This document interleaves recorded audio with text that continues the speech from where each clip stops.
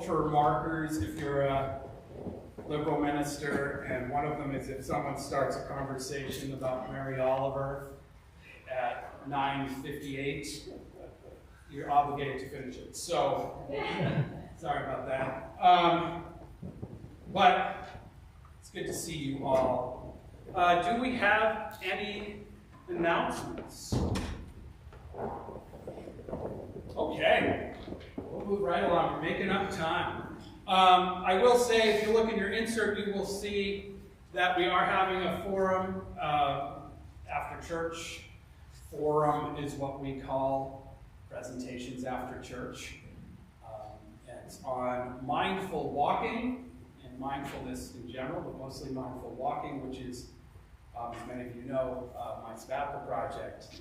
So a lot of what we're going to do, will be about mindfulness and walking. But it may also be something that is helpful for people. It's about creating a practice of mindfulness. So it's quite possible that it will be helpful for those of you who don't hike as well. And that will start, the insert says 11:30. That's the latest it will start. Like if we're at coffee and the only people here are going to do the thing, then we'll do the thing. So between the end of church and 11:30, we'll start that. And so, hey everybody. So today we will actually be talking about mindfulness. We will be talking a little bit about walking and hiking. We'll actually be talking about more being mindful in nature writ large. But the point should be the same. So let's take a moment in silence to think about where we individually find ourselves being most mindful, or where we wish we were most mindful.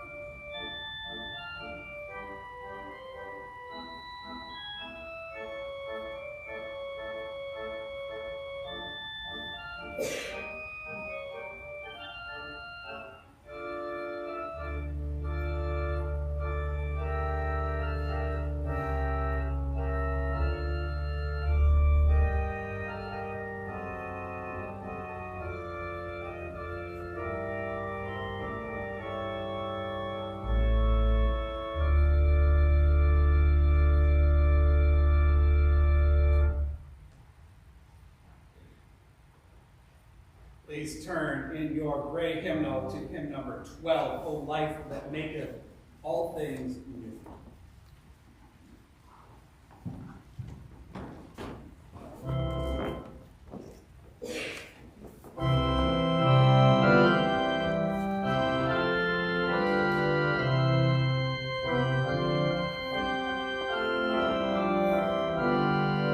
Please rise.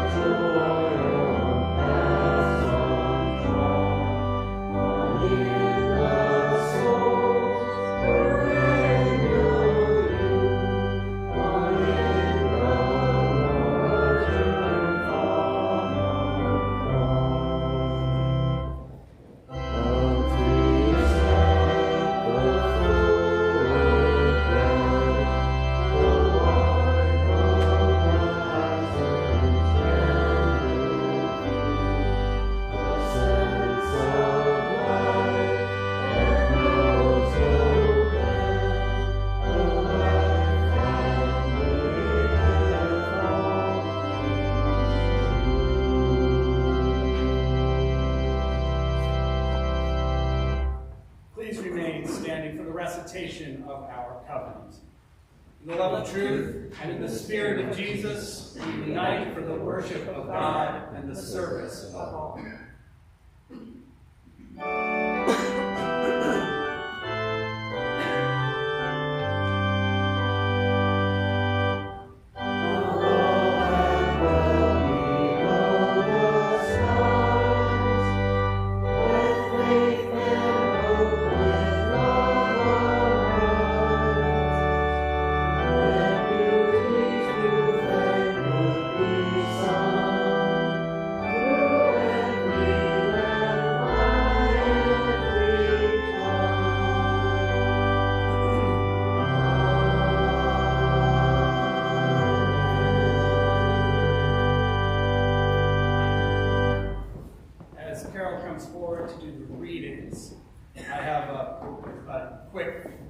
Story, and I don't know why I'm telling you this, but Samuel Longfellow, who wrote that hymn, first of all, it's probably my favorite transcendentalist. And the other fun thing that most people like to know about him is that his tomb is in Portland, Maine, but he is not. So, you know, in church, that's an important thing that people are missing from church. So just think about that. Sorry, introduce the swap out. Yes. So the first reading is not Psalms 31 by Merrill. It's a passage from Second Nature by Michael Pollan, who is most famous for his book Omnivore's Dilemma. Here he talks about gardeners who have a green thumb and how they form a relationship with the soil and the plants they grow. Simply allows the green thumb to cut the tree's limbs back hard. That and a sense of where a plant's being resides that is very different, I think, from the novice gardeners. The inexperienced gardener is loath to chop away a new tree, indeed to prune in general, because they look at a plant more or less anthropomorphically, by means of a model that, though useful in some respects, fails to take account of those parts of the plant that don't, like us, stand on the surface. Later, if they garden attentively and sympathetically, they'll develop a more complicated and less anthropomorphic understanding of how and where a tree lives. Now, I have no idea if there's any scientific basis for these notions of plant identity, but I can't say I really care. It is enough to know that since I have begun to imagine my plants this way, I've had more success with them. The successful gardener, I've found, approaches science and folk wisdom, even magic, with like amounts of skepticism and curiosity. If it works, then it is true. Good gardeners tend to be flat-out pragmatists, not particularly impressed with science. Fact is, science has done little to earn the gardener's respect. The miracle pesticides it gave them turned out to be a curse. Its picture of the garden's workings and of the relationship between plants and soil in particular turned out to be sketchy and incomplete. Science replaced the gardener's traditional picture of soil as something alive and incomparably complicated, a mystery of fertility beyond human comprehension, with a chemical model that we now know is far too reductive. The fertility of a soil, science said, is simply a matter of its nitrogens, phosphorus, and potassium content. Whatever it was lacking, fertilizers could supply. But the scientists themselves, the scientists' truth turned out to have been, if not false, then dangerously partial. These elements by themselves did not produce healthy crops. Maybe they tell 95% of the story, but not all of it. As the gardener always suspected, the soil is a mystery, a complex biological and not just chemical wilderness that we can nourish, but not, as scientists' black and white picture of it would have us think, simulate. The green thumb wants a more richly colored and nuanced portrait of soil, one that takes account of the other 5%, that indicates how alive soil is.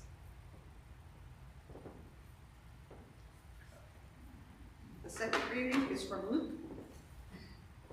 chapters 12, verses 22 to 34. Then he said to the disciples, "This is why I tell you, don't worry about your life and what you are to eat. Don't worry about your body and what you are to wear. For life is more than food, and the body is more than clothing. Take a lesson from the ravens. They don't sow or reap. They have neither a food cellar nor a barn, yet God feeds them. And how much more valuable are you than birds? Can any of you, for all your worrying, add a single hour to your life? If even the smallest things are beyond your control, why worry about all the rest? Notice how the flowers grow. They neither labor nor weave, yet I tell you, not even Solomon in all his splendor was robed like one of these. If that is how God clothes the grass in the field, which is here today and thrown in the fire tomorrow, how much more will God look after you? You have so little faith."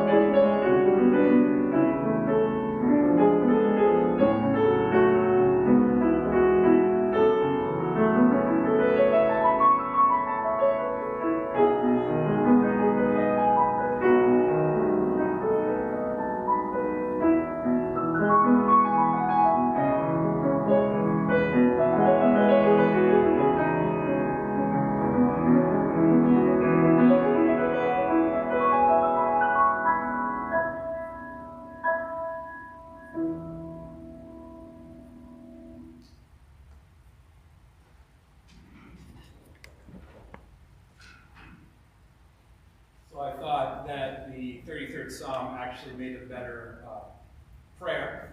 So we'll be doing that in this part of the service. But first, let us take a moment in silent prayer to pray for those in need of our prayers today.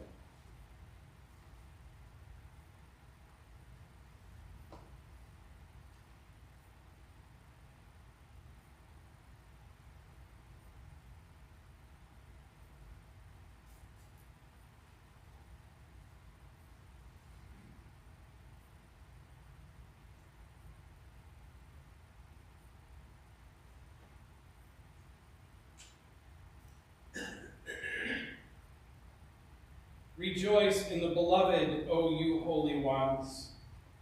Praise is a grace of the loving.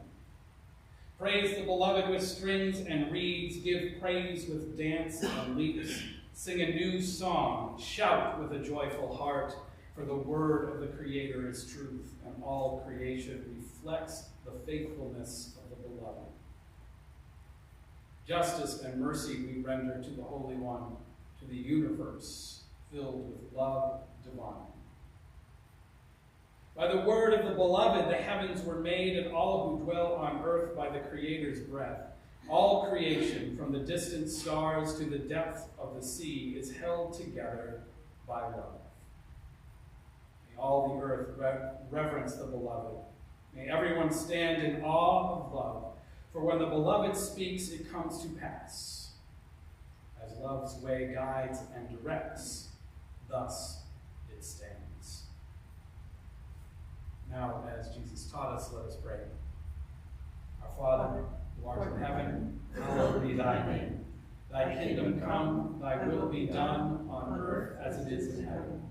Give us this day our daily bread, and forgive us our trespasses, as we forgive those who trespass against us. And lead us not into temptation, but deliver us from evil. For thine is the kingdom, and the power, and the glory, forever and ever. Amen. And now it is time for the offering, a free gift to a free change.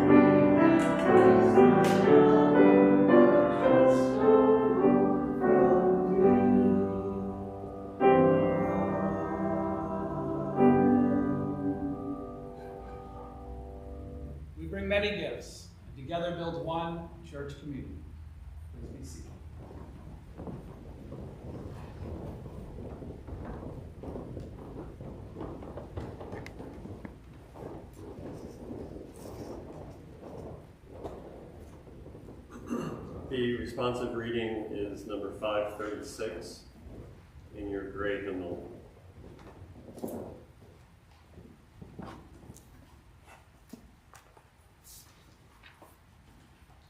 Morning poem.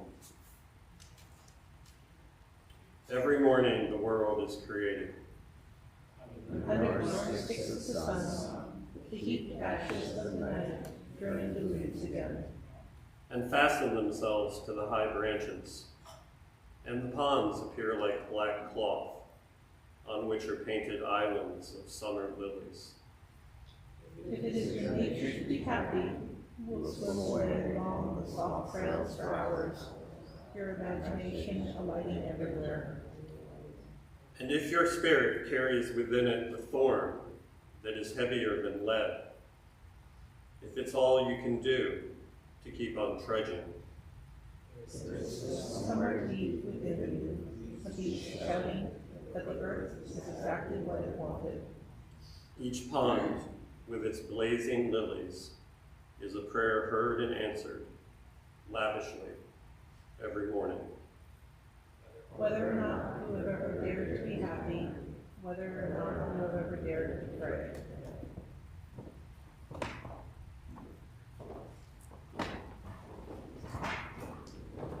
Now please join in our next hymn, number 55, still in your great hymn.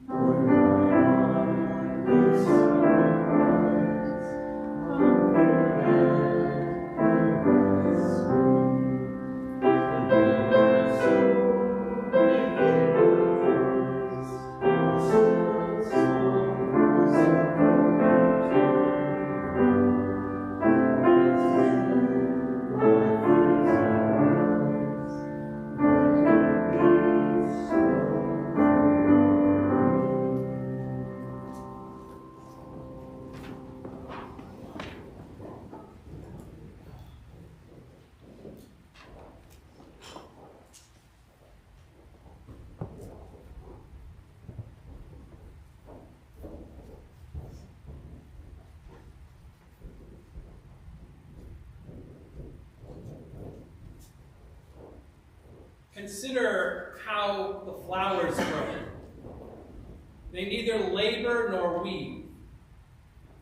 Yet I tell you, not even Solomon in all his splendor was robed like one of these. Consider how the flowers grow. Now, way back in early May of 2020, I recorded a sermon outdoors down by the Charles River. Now, ostensibly, this was because it was a sermon about gardens. But really, I was just trying to find a reason not to preach from my living room again. in our fully online, early pandemic phase that we would all like to forget. Really, I was just trying to find a venue that was more alive and that would, in some sense, speak for itself, like this sanctuary does. Now, I started that sermon by talking a bit about Platonic forms. Don't panic, there won't be a test. But I started that sermon a bit by talking a bit about Platonic forms, which is one of the foundational concepts of Western philosophy.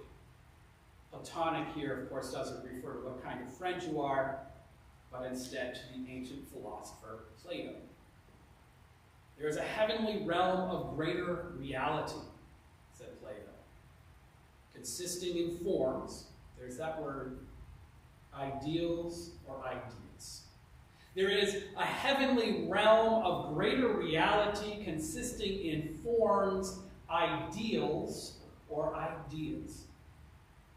And basically, the idea is that all things have a non-physical essence that exists with them as an ideal version that the material object or version imitates. So, for example, you're all sitting in a pew, which is a pew. You see another pew that looks differently, you know that is a pew as well. And you also know that both pews are uncomfortable. Hopefully the ideal form of a pew is comfortable, but that is basically the ideal. Or we could say that there are two worlds. Maybe that's more helpful. There are two worlds. One of these worlds is material. It's solid. We perceive it through our senses, our hands, our eyes, our ears. And the other world, in some sense, occupies the same space and contains the ultimate version or form of what we perceive. The essence or soul of all things. If you want to think of your pew as having a soul, of all things that we encounter. Now, we actually talked about this at the ski trip one year at breakfast, and some people had their doubts. But this concept exists in our thought processes as a counterpoint to the reductionism of Aristotle. After all, we may like to think of ourselves as pragmatists, breaking everything into their component parts and taking in only what we observe. But in reality, we often accept truths from the forms without even realizing it. We have an ethical structure, for example, that we sometimes try to rationalize as being pragmatic, but that really comes from beyond us, or comes collectively from us as a group. And of course, we participate in and experience times of sorrow and anger and frustration, as well as times of faith, hope, and love. All forms.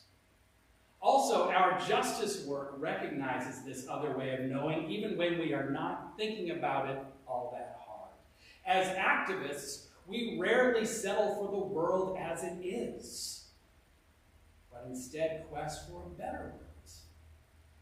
Something closer to its ultimate realization or its ultimate form.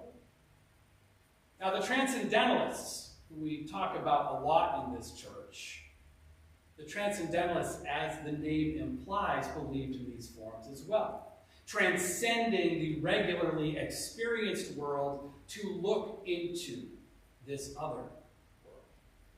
Ralph Waldo Emerson, who described the spiritual experience as the process of becoming a transparent eyeball, was considered one of his era's great Platonists.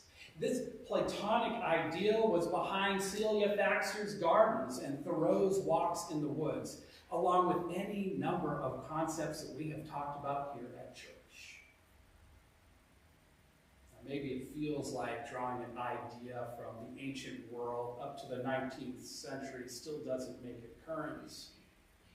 But the idea of forms and our relationship to them underlies a lot of other modern expressions. Michael Pollan, in his book on gardens called Second Nature, tells us that the successful gardener approaches science and folk wisdom and even magic with like amounts of skepticism and curiosity. This is the gardener's approach, because we do not actually know why particular things grow and thrive. We can map them out.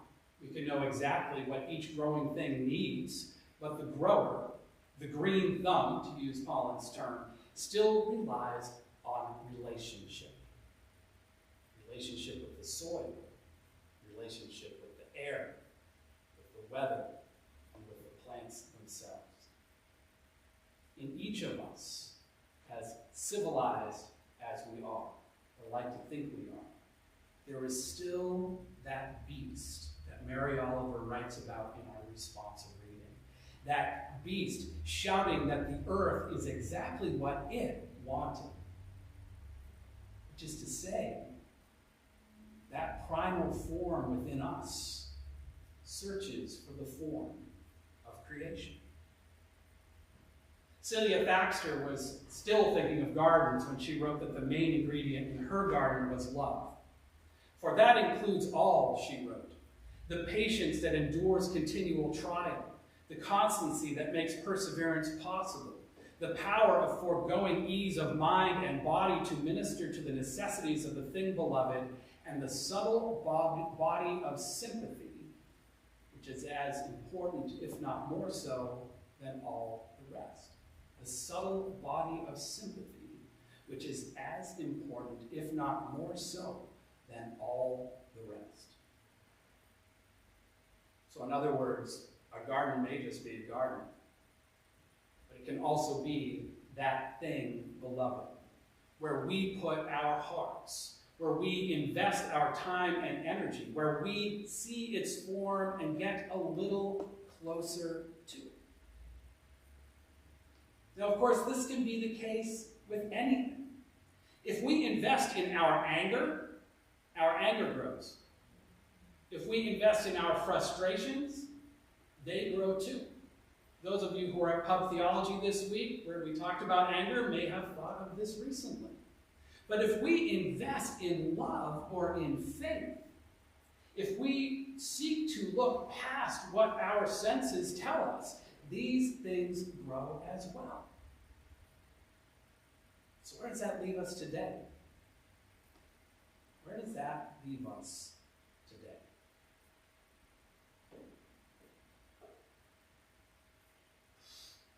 Well, in a way, we are picking up from last week, for those of you who were here, when we talked about submerging our drum major instinct to become a better, more invested part of what Martin Luther King called the network of mutuality. The network of mutuality, or the form of a just society, a just human society. We are taking that idea and expanding it to include all of the earth, all of life, all of creation, yea, verily the universe. As we start thinking about submerging ourselves in nature as well as in humanity. When Jesus says, don't worry about your life and what you are to eat, and instead to notice how the flowers grow, this isn't a simple sermon illustration or a rhetorical tool or a therapeutic suggestion to get us to chill out. We are instead meant to truly consider the flowers and the birds. For life is more than food, he says, and more than clothing. In other words, life isn't about us or our needs in the perceived world, but the needs of the whole. He is telling us, Jesus is, to be in relationship, to once again set aside our egos and become part of the ecosystem, and grow in body and in spirit, to grow toward our best selves, toward our souls, toward our ultimate form. You see, this was the insight of many of the spiritual thinkers in our tradition as well. There is, in fact, my friends, some actual religion and liberal and progressive religion.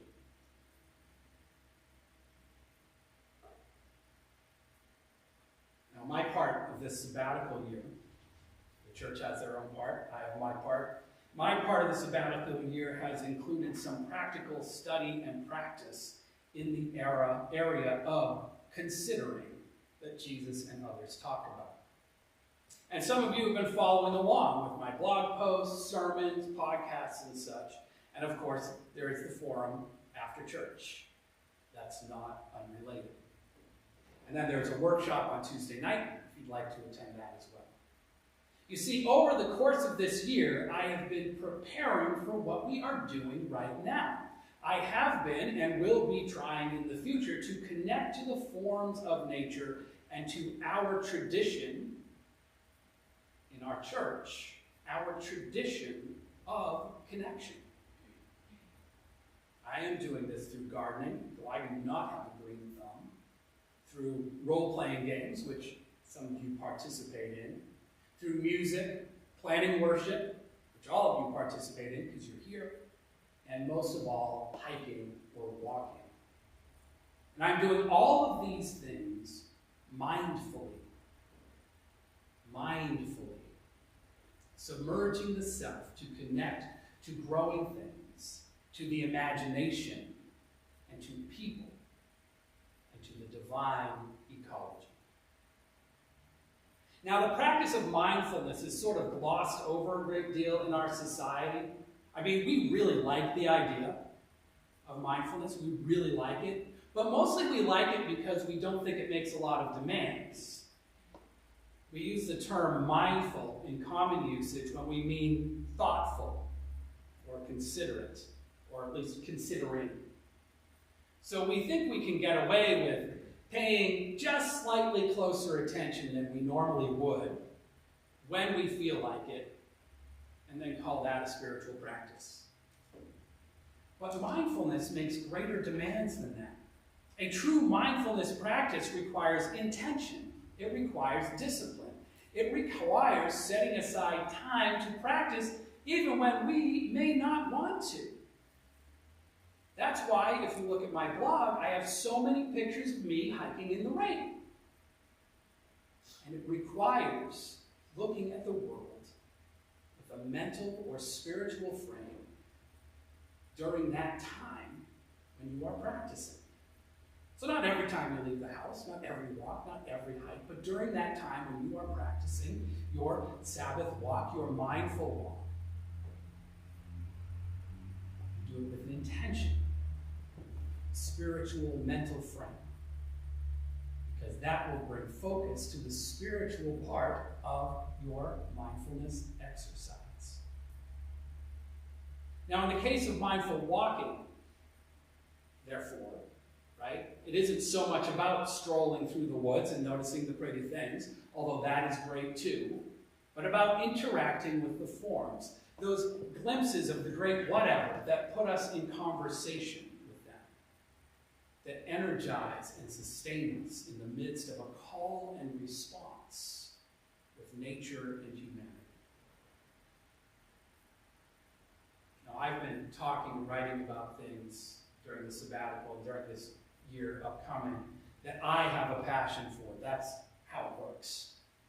But human beings are a diverse bunch, and mindfulness practices run where our individual interests and passions run. So before we end this day, let us take a moment to consider where we are, or where we can be practicing mindfulness in our own lives. Where can we be, in Michael Pollan's words, patient and respectful students of the other 5%?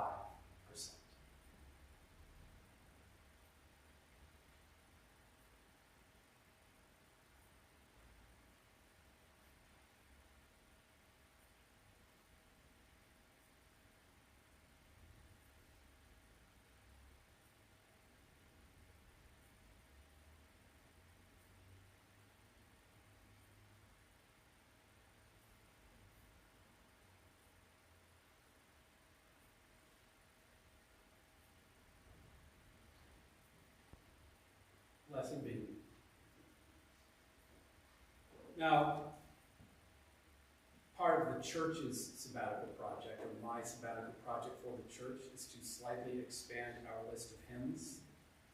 Last week we sang a weird cowboy song. I don't know what was going on with that. This one is also different, partly because, as you can see the title, it's normally sung at night and we meet in the morning, but I thought it would be sort of interesting. But do pay attention as Steve plays it, because I'm not sure what our relationship with this tune is.